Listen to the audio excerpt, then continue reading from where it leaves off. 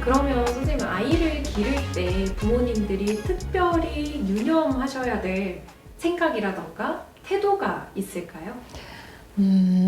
이제 부모와 아이의 관계를 양육 관계라고 볼 때 부모가 어떠한 양육 태도를 가졌느냐에 따라서 아이가 어떤 그 반응을 하거나 어떤 행동으로 굳어지거나 어떤 사회적 태도를 내면화하게 돼요. 그래서 되게 중요한데 특히 부모들이 많이 하는 시행착오 한 3가지 정도 이렇게 말씀을 드릴까 합니다. 예. 먼저 아이는 무조건 엄하게 키워야 된다. 그래야 사람을 만든다. 이렇게 생각하시는 부모님들이 있어요. 그래서 굉장히 그 엄한 게 사실은 그 억압하는 건 아닌데, 그쵸. 예, 억압적이고 통제하는 이런 부모님들이 계시죠. 그래서 꼭 그 내가 시키는 대로 해야 되고 내 뜻대로 움직여야 되고 이렇게 생각하시는 부모님들 같은 경우는 그 아이들이 힘이 곧 정이라고 생각해요. 그래서 보통 왜 아이들 중에서도 힘센 선생님 말은 듣고 좀 부드러운 선생님 말은 전혀 안 듣는 아이들 있잖아요. 예. 그런 경우가 대표적으로 부모님이 굉장히 억압적이고 통제적인 그런 아이들이에요. 그래서 보통 강한 사람들한테 굴복하고 약한 자들을 억압하려 하고 그런 태도를 보이죠. 그리고 또 이제 부모님한테 사랑을 받으려면 나는 버려야 돼 라고 생각하는 아이들도 있을 수가 있어요. 아, 부모님 뜻대로 움직여야 되니까. 예, 나라는 생각이 일어나면 부모님하고 자꾸 부딪히니까. 근데 이런 애들은 노라고 못해요.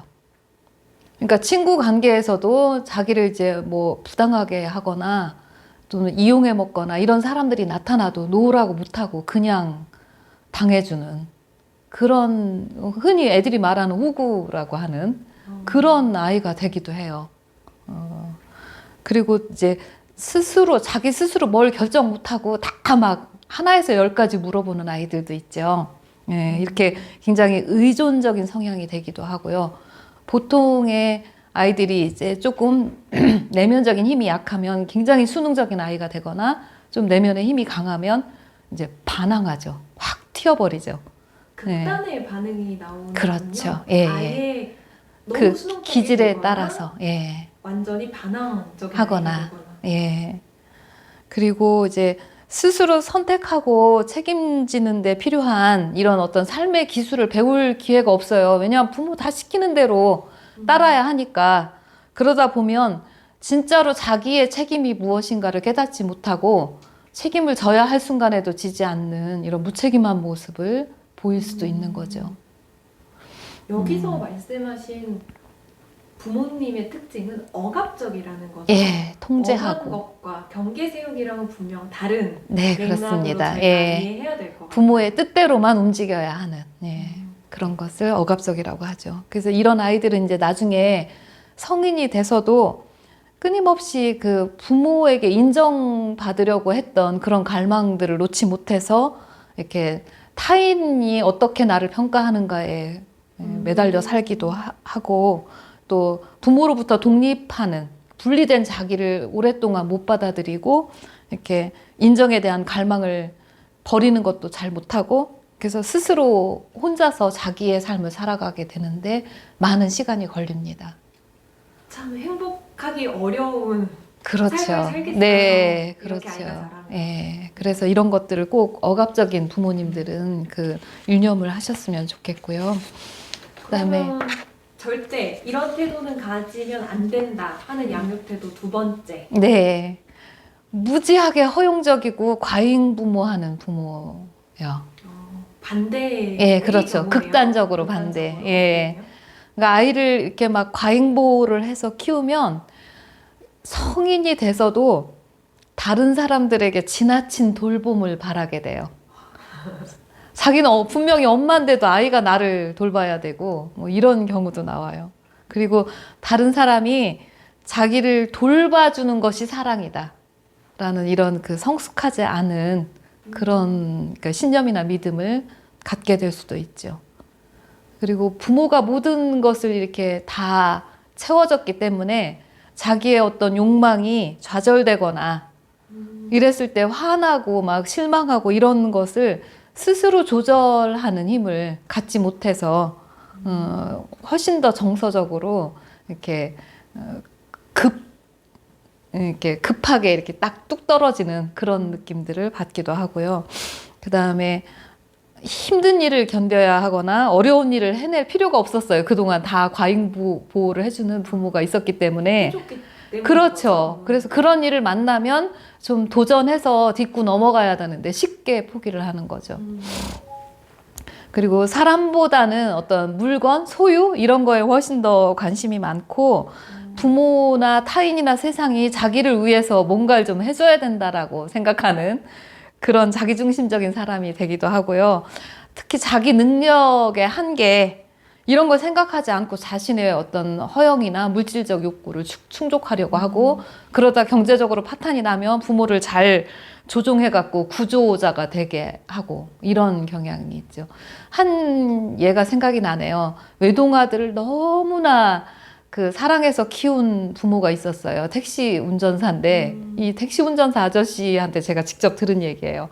엄마가 얼마나 자기를 위했는지 삼시세끼 따뜻한 밥을 지어서 항상 쉽지 않은 새로운 반찬에 이렇게 그렇게 사랑해서 키웠대요. 근데 이 부모님이 둘 다 돌아가시고 나서 자기는 어디 가서 밥도 잘 못 먹겠고 막 이렇게 세상이 살기가 싫다는 거예요. 이게 모는 택시를 그대로 몰고 그냥 강에 빠져버릴까 이런 생각도 많이 했다는 거예요. 그래서 이 허용적이고 과잉보호하는 부모는 자녀를 내가 없는 세상에서 살아갈 수 있게 자생력을 길러주는 거 이거를 아주 심각하게 그 가로막는 행동이 되는 거죠. 스스로 살 수 없게 만드는 영영 의존해서 살게 만드는. 네.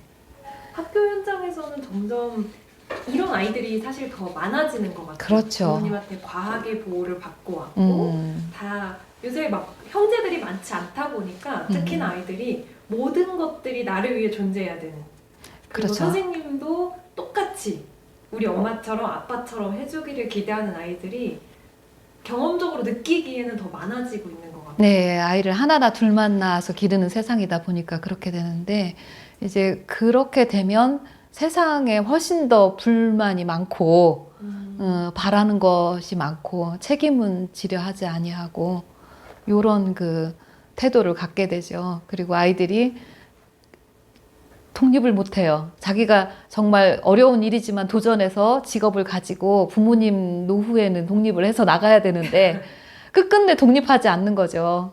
그러니까 그렇게 아이들을 굉장히 과잉보호하고 의존하게 기를 때는 그걸 각오하셔야 되는 거예요. 늙어서도 내가 얘를 책임져야 되는 죽을 때까지. 부모님들이 반드시 기억하셔야 될 것 같아요. 네. 노후까지 아이들한테 저당 잡히지 않으시려면 그렇죠. 너무 허용적이고 네. 과잉보호하는 태도는 반드시 버리셔야 한다. 네, 사랑에는 절제가 필수입니다. 네. 그러면 마지막 또 절대적으로 가지시면 안 되는 양육 태도에 대해서 한번 들어보도록 하겠습니다. 요새 이제 가끔 뭐 아동 학대나 방치나 막 이런 것들이 문제가 되잖아요. 그래서 그 아이를 학대하거나 방치하거나 이랬을 경우에는 아이가 정말 평생 치명적인 상처를 가지고 제대로 살지를 못하게 되어 있어요. 그래서 이런 부모의 자녀, 방치하거나 학대하는 이런 부모의 자녀는 자기 스스로 사랑받을 자격이 없고 자신을 가치 없는 존재라고 생각합니다. 그래서 한 평생을 그 상처로부터 벗어나지 못하고 관계를 맺지 못하고 불행하게 살아가게 돼요. 그래서 이 자기는 이제 어릴 때부터 부모님의 사랑을 포기해야만 부모에게 버려지지 않고 부모에게 속할 수 있다라는 생각을 가지게 되고요. 그러면서 이제 모든 타인에 대해서 두려움을 느끼고 친밀감을 갖지 못하게 되죠. 그리고 이제 언제나 불안하고 정서적 허기를 느끼고 자신의 정서적 허기를 이제 엉뚱한 걸 통해서 채우려고 해요. 그러니까 이제 술에 의존하거나 그 약에 의존하거나 그럴 수 있죠. 네, 아니면 도박 중독이 되거나 이럴 수가 있기 때문에 정말로 아이에게 필요할 때 꼭 필요한 사랑을 주는 것 이것이 정말로 중요한 일입니다.